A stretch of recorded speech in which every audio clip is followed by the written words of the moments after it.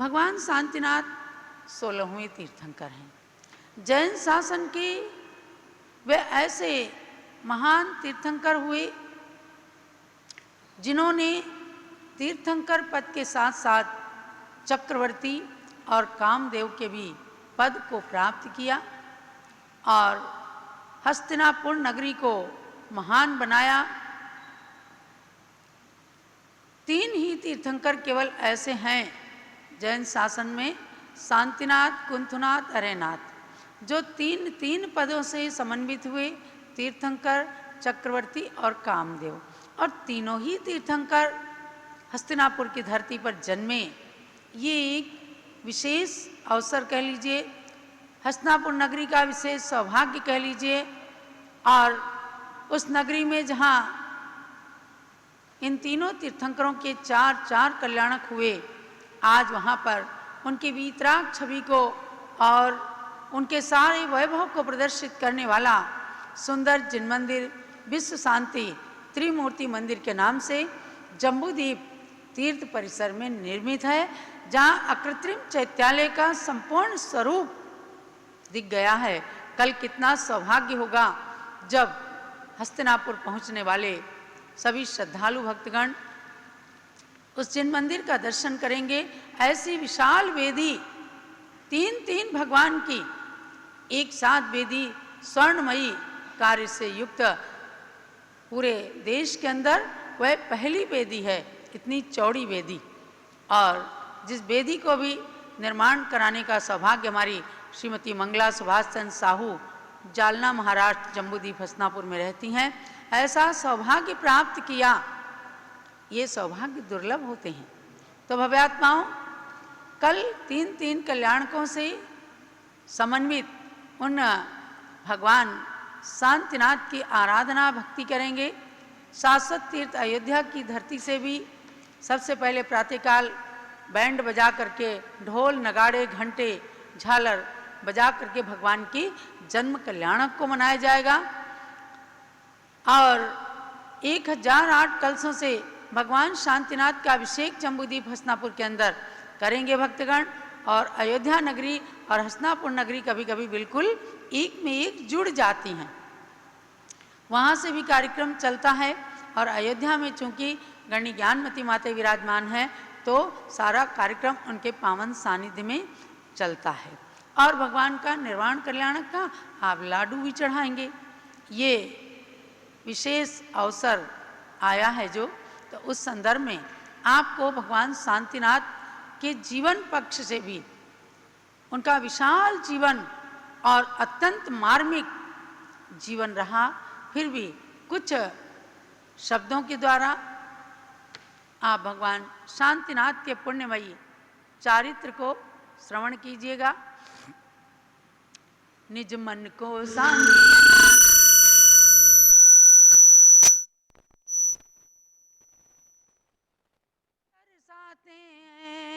उन शांतिनाथ तीर्थंकर का हम चरित सुनाते हैं। उन शांतिनाथ तीर्थंकर का हम चरित सुनाते हैं। चारों गतियों में नर गति है श्रेष्ठ ही सबसे, संयम रतन को प्राप्त कर शिवपद मिले जिससे। संयम के पथ पर चलकर जो जिनवर बन जाते हैं, उन शांतिनाथ तीर्थंकर की हम कथा सुनाते हैं। उन शांतिनाथ तीर्थंकर की हम कथा सुनाते हैं। चलो 16वें तीर्थंकर शांतिनाथ भगवान की जय। पंचम चक्रवर्ती शांतिनाथ भगवान की जय। 12वें कामदेव श्री शांतिनाथ भगवान की जय। ओम ह्रीं श्री शांतिनाथाय नमः। जय शांतिनाथ बोलो, जय जय शांतिनाथ। जय शांतिनाथ बोलो, जय जय शांतिनाथ। हस्तिनापुर के हैं अधिनाथ, हस्तिनापुर के हैं अधिनाथ। बोलो जय शांतिनाथ, बोलो जय जय शांतिनाथ। जय शांतिनाथ बोलो जय जय शांतिनाथ। कैसे बने वे शांति जिनेश्वर, तीन लोक के ईश्वर बनकर, तीन लोक के ईश्वर बनकर। काल अनादि से जग में रह कर, कैसे चले वे फिर शिव पथ पर, जानेंगे हम सब यही बात, जानेंगे हम सब यह बात। बोलो जय शांतिनाथ बोलो जय जय शांतिनाथ। बोलो जय शांतिनाथ बोलो जय जय शांतिनाथ। इस संसार के अंदर अनादिकाल से अनंत प्राणी मिथ्यात्व के कारण अपनी आत्मा को पहचान नहीं पाते और परिभ्रमण करते रहते हैं। उन्हीं में से भगवान शांतिनाथ के 12 भाव पूर्व की बात बताई गई कि संसार के अंदर परिभ्रमण कर रहे थे और शांतिनाथ बनने के लिए उनके 12 भाव पूर्व हम चलते हैं। बात सुनो 12 भाव पूर्व की, श्री राजा श्री सेन के भव की, श्री राजा श्री सेन के भव की। जम्बू द्वीप के भरत क्षेत्र में, एक रत्नपुर नाम नगर में, नृप श्री सेन का था साम्राज्य, नृप श्री सेन का था साम्राज्य। बोलो जय शांतिनाथ बोलो जय जय शांतिनाथ। बोलो जय शांतिनाथ बोलो जय जय शांतिनाथ। कहाँ से चले? हम राजा श्रीसेन की पर्याय से चलते हैं। जम्बूद्वीप के भरत क्षेत्र में ही आर्यखंड के अंदर एक नगर था, रत्नपुर नगर। वहाँ राजा श्रीसेन राज्य करते थे। उनकी 2 रानियाँ थीं और उन रानियों से 2 पुत्र हुए।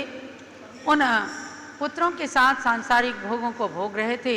एक दिन उन पुत्रों में कुछ संघर्ष हो गया, झगड़ा हो गया और माता पिता मिल करके भी उन्हें समझा नहीं सके। तो पुत्रों के संघर्ष से एकदम उनको जो है बहुत ही कष्ट हुआ। अपने सांसारिक सुख के मध्य में उन्होंने एक बार 2 मुनियों का पड़गहन किया। राजा रानी ने अपने महल में उन्हें आहार दिया और आहार देते देते वहाँ पंचाश्चर्य की वृष्टि हुई और उस निमित्त से उन राजा श्रीसेन ने और उनकी रानी ने उत्कृष्ट भोग भूमि, उत्तर कुरु भोग भूमि की उत्कृष्ट आयु का बंद कर लिया। अर्थात अब वे राजा श्रीसेन की पर्याय से जा करके और जन्म ले लेते हैं भोग भूमि में। भोग भूमि में कैसे जाते हैं आपको जानना है। संतों को आहार देते हैं, धार्मिक क्रियाएं करते हैं, लेकिन किसी कारणवश उनके मिथ्यात्व रह जाता है तो उस मिथ्यात्व मिश्रित पुण्य के कारण वे भोग भूमि में आर्य बन जाते हैं। यही पुण्य राजा श्रीसेन और उनकी धर्मपत्नी ने प्राप्त किया तो भोग भूमि में आर्य और आर्या बन गए। प्रभु शांतिनाथ का कथानक सचमुच है बड़ा रोमांचक। प्रभु शांतिनाथ का कथानक सचमुच है बड़ा रोमांचक। देखो राजा श्रीसेन भोग भूमि में आए हैं। अरे देखो राजा श्रीसेन भोग भूमि में आए हैं। ये जन्मे उत्तर कुरु में उत्कृष्ट आयु पा करके मुनियों को दे आहार भोग भूमि में आए हैं। अरे मुनियों को दे आहार भोग भूमि में आए हैं। संतों का आहार देना, संतों का आहार देखना हर प्रकार से पुण्य की वृद्धि का ही कारण होता है। तो भव्यात्माओं, यद्यपि थोड़ा मिथ्यात्व रह गया था, फिर भी उन्होंने पुण्य के कारण भोग भूमि के सुख को प्राप्त किया और आहार दान की महिमा को प्राप्त करके भोग भूमि के अंदर 3 पल की आयु को बिताया। खूब भोगों को 10 प्रकार के कल्प वृक्षों से मांग मांग करके और चीज़ों को और सुख का भोग करते रहे। उसके बाद आगे क्या होता है, आगे जा करके वे भोग भूमि के आर्य और आर्या सम्यक दर्शन को ग्रहण करके जा करके प्रथम स्वर्ग में श्री प्रभ नाम के देवता बन जाते हैं।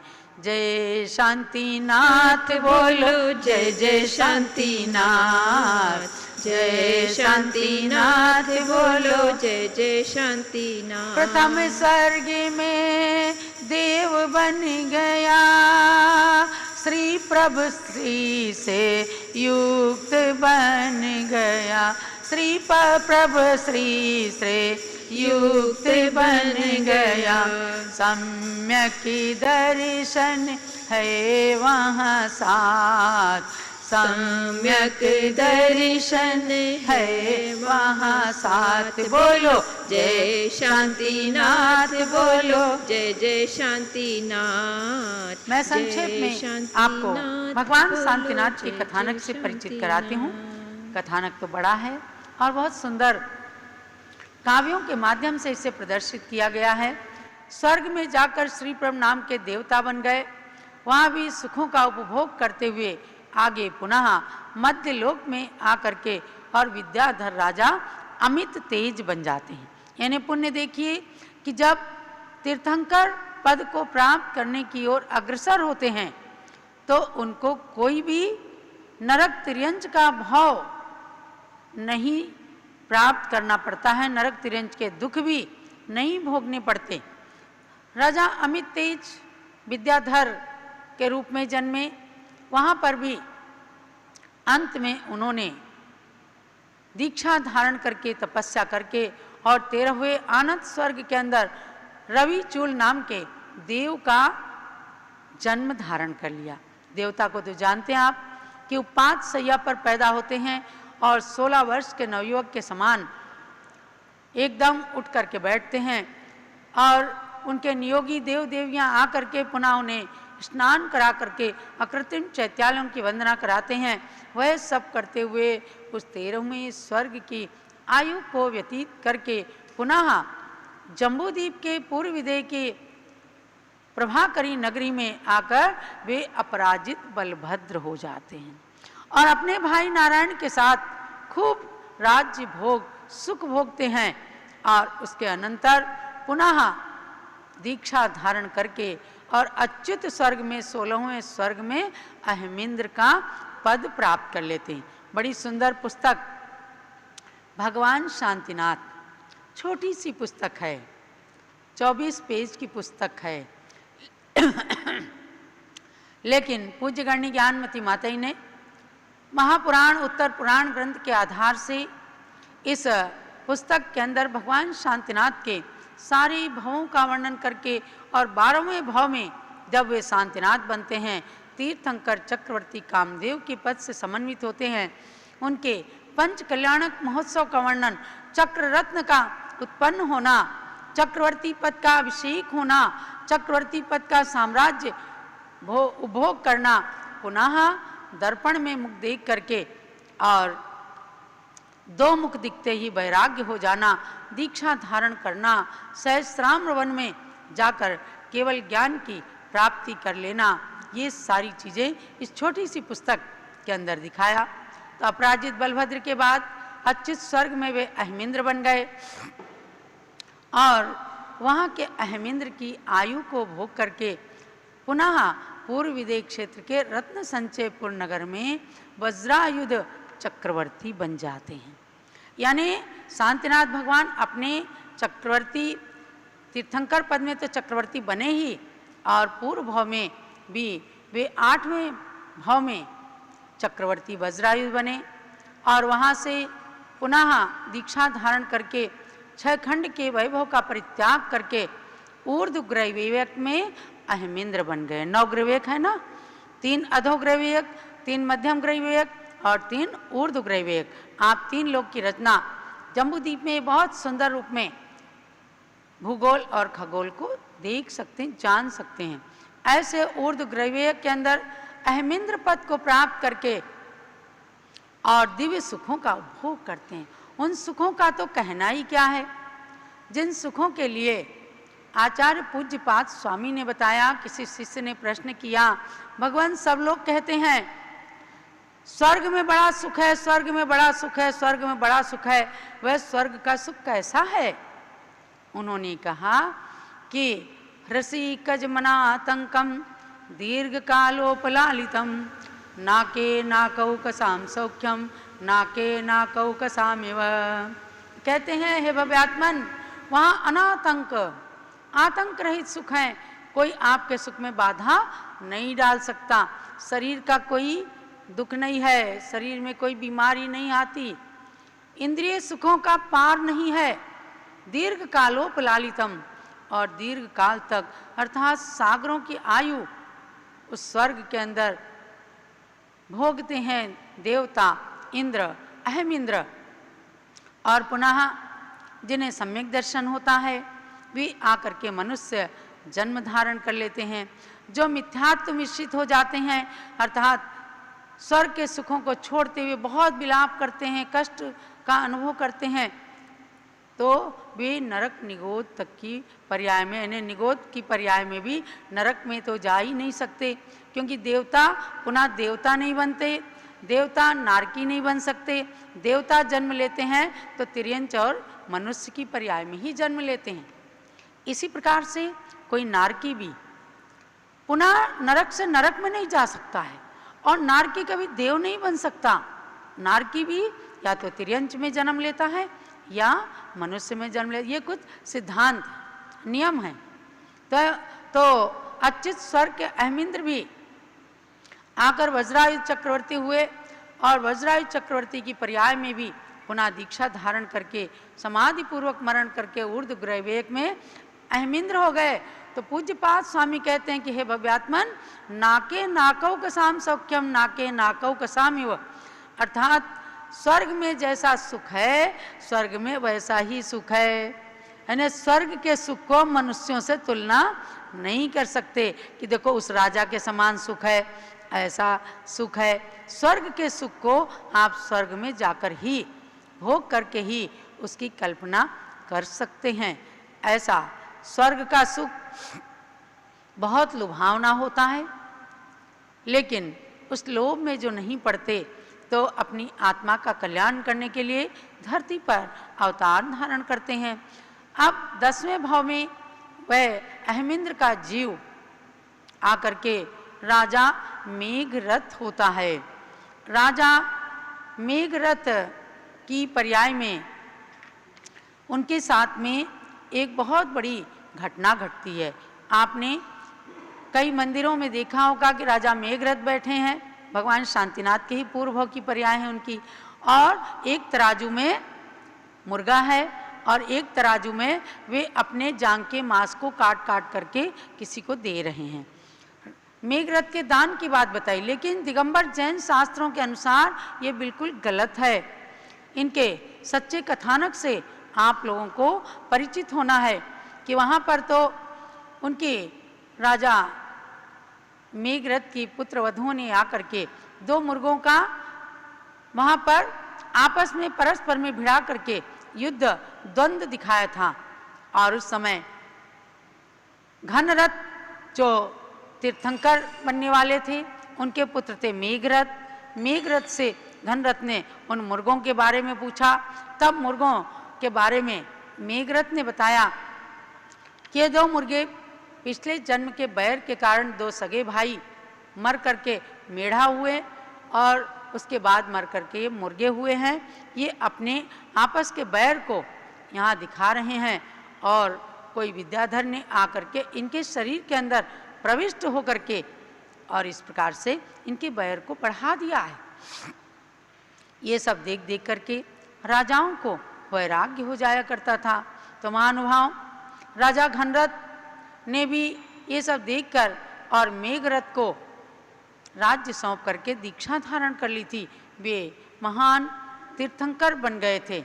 तो इस प्रकार से कथा के अंदर अंतर कथाएं चलती हैं और कैसे आकर के राजा मेघरथ भगवान शांतिनाथ की पर्याय में जन्म धारण करते हैं, हस्तिनापुर नगर की शोभा को बढ़ाते हैं और उनके जन्म के कारण हस्तिनापुर नगर त्रैलोक के पूज्य बन जाता है।